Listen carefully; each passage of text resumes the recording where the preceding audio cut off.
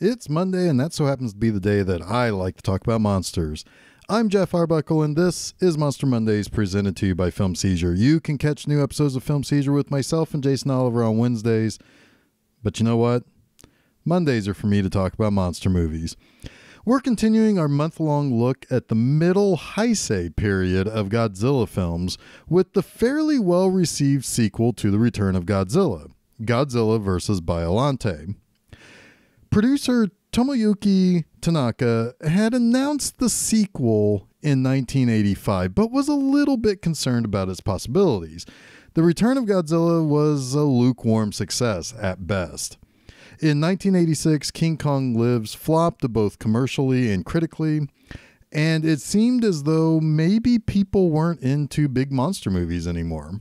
However, oddly enough, the success of the musical version of Little Shop of Horrors gave Tanaka some thoughts. He held a public story contest to see what might be in the minds of the public.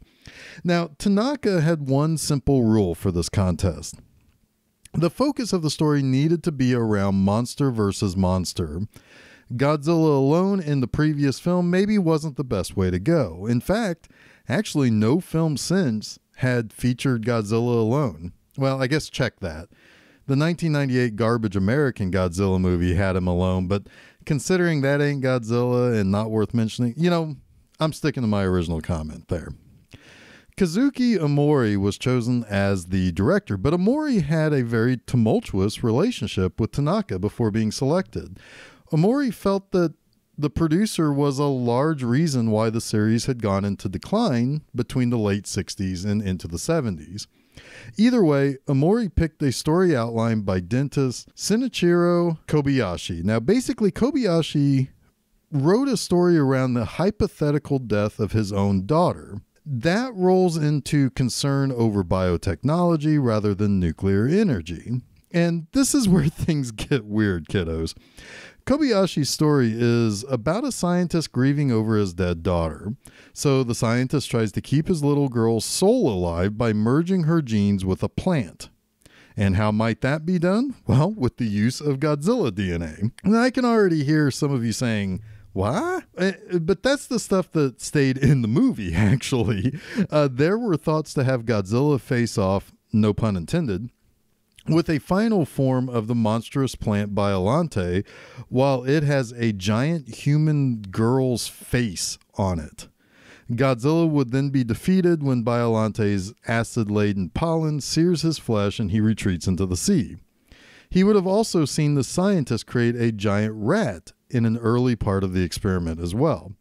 Now, don't worry, Omori reworked the story to get that nightmarish monster plant with a giant girl face out of the script. How? Well, Omori always admitted that there were two film series he always wanted to work within. Godzilla, of course, but that was actually number 2. He really always wanted to make a James Bond film.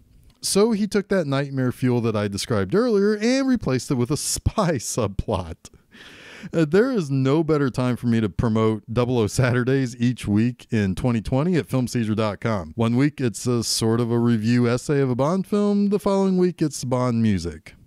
Anyway, cells, biomatter, technology, a little bit of the spiritual essence of something, and that will continue to have effects on the series after this film. This film is a direct sequel to The Return of Godzilla. The opening credits play highlights with a little bit of commentary from a news report about what Godzilla's rampage did to Tokyo. And a group of cleanup guys find some Godzilla flesh, and it is given to a group led by Dr. Shiragami to help turn a barren desert of a country into a fertile land by mixing the cells from Godzilla with plants. A terrorist attack blows up the doctor's lab and kills his daughter, Erica. 5 years pass, and we learn that Shiragami has merged some of Erica's cells with Rose's in hopes of preserving her soul in some small way. Tremors around Mount Mahara have people on guard for the return of Godzilla. And at a school, it's reported that all of the children are having the same dream. When their teacher asks them to draw what they saw, they all simultaneously draw a Godzilla. Knowing that the big man is on his way back from that vacation at the volcano, a scientist named Kirishima and a member of the Japanese self-defense forces, Gondo, asks Shiragami to help them do further tests with the Godzilla cells in hopes of creating a bacteria that will eat away at the nuclear radiation within Godzilla's body. Shiragami says no, but later decides to help because he would have access to the Godzilla cells to see if he could revive his daughter's spirit. However, merging the Godzilla cells with the rose cells that Erica's cells are merged with creates a monster. As you do, I guess. A giant plant monster with a bulbous head that is basically a giant rose. And this creature, dubbed Biollante, also has lots of tentacles, too, that attack some of the terrorists and spies trying to steal the plans of Shiragami's. This Biollante escapes, and our primary ESP lady that's been working with the students that all drew the same dream begins drawing pictures of a monster rose plant. Meanwhile, these agents from a group called Biomajor essentially hold Japan hostage, threatening to explode Mount Mahara to release Godzilla if the JSDF doesn't hand over the cells that they're working with. Also, if a threat from these kind of, I guess, corporate terrorists ain't enough, Biollante makes her public appearance in a lake. This doesn't exactly make Kirishima very happy with Shiragami. A fight between Biomajor guys and a terrorist leads to the release of Godzilla from the volcano, and the bio agent and the JSDF hope to use against Godzilla is gone too.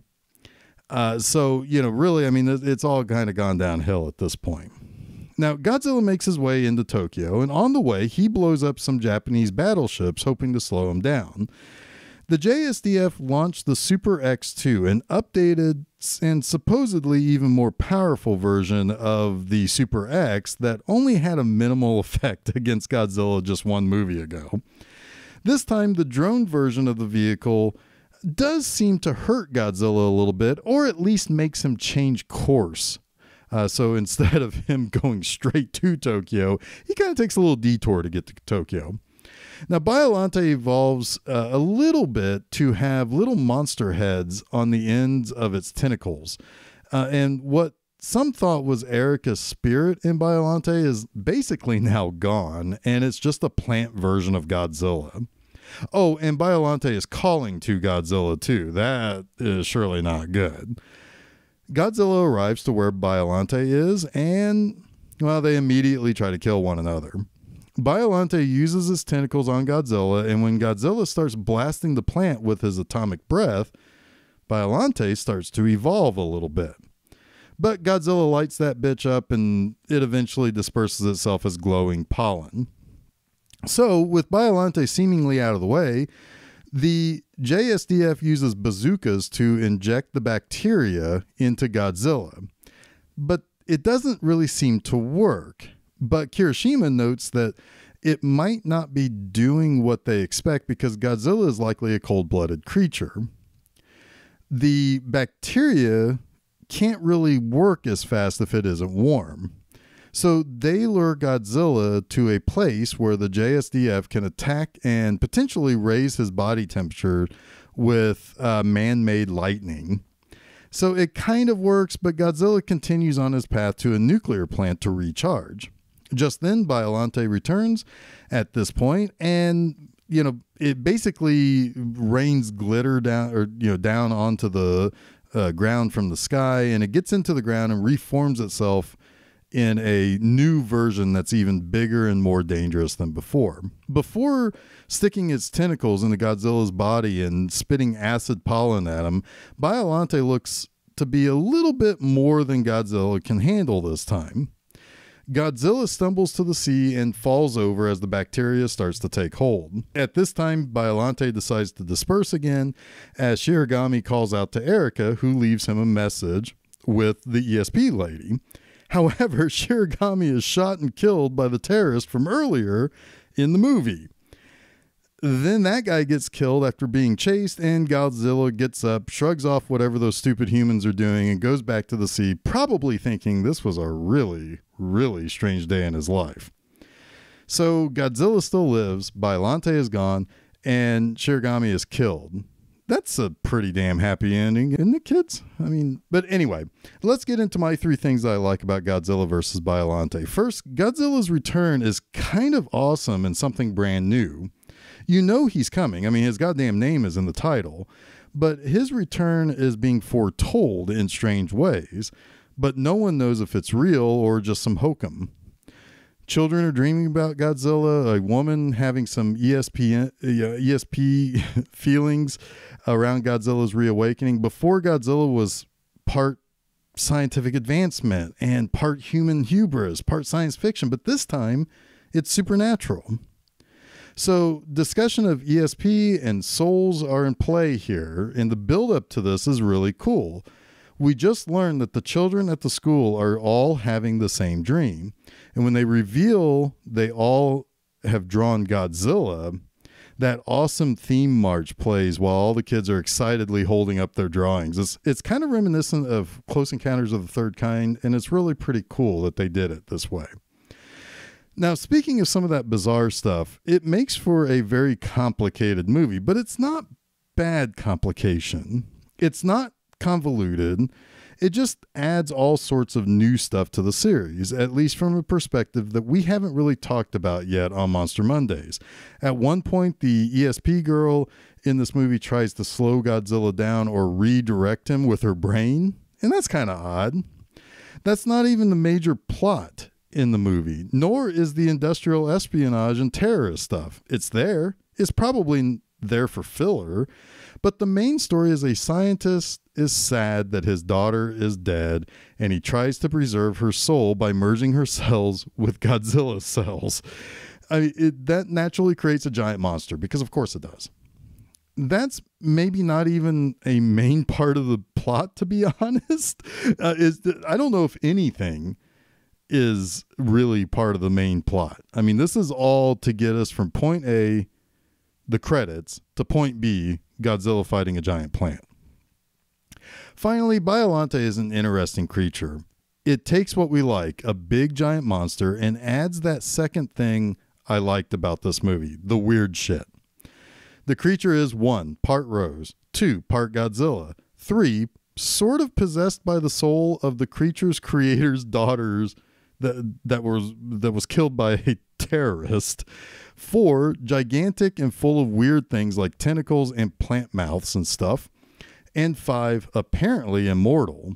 It got blown up, so it found a way to pollinate elsewhere and then live again.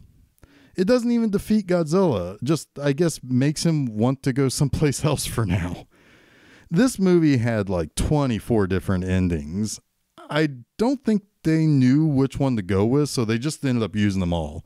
It's so bizarre. I know people who love this movie, maybe even call it their overall favorite. I don't disparage that because it is an interesting movie and actually pretty well made. Even better than The Return of Godzilla. But man, is this a really, really weird movie.